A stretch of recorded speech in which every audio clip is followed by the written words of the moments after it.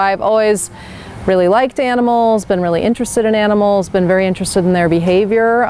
So when I went to school, to college, I just studied zoology to begin with, the study of animals, but I didn't know what I was going to do necessarily with that. And then I took a class in animal behavior and loved it, and so then decided that's what I wanted to do. Growing up on the farm, in the summer, we spent several weeks in the summer doing something called walking beans.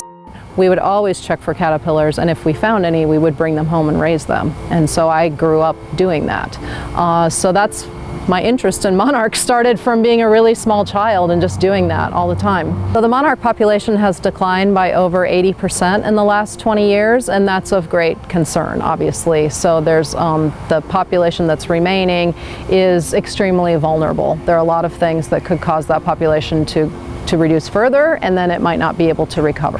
So the reason that monarchs are in trouble is because of habitat loss. So that comes from all sorts of sources. There's a great need to create more habitat for monarchs, and what we create for monarchs helps the other pollinators as well. So for me, monarchs are personal because I do have a history of helping to raise them as a child and just seeing them as like an everyday wonder as a child. We developed the Oklahoma Monarch and Pollinator Collaborative, and that group wrote a conservation action plan for monarchs, which all of the states are trying to do now, and so that's how I got involved in sort of the larger statewide effort.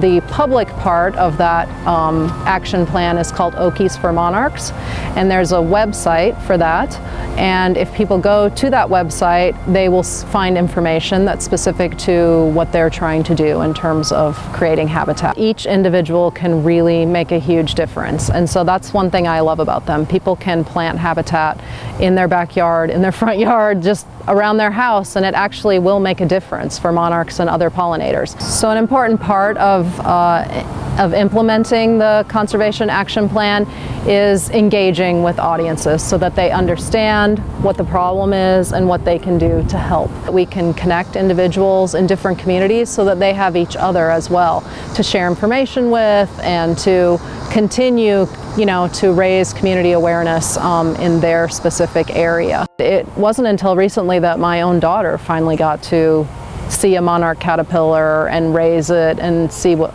how that change happens in a monarch.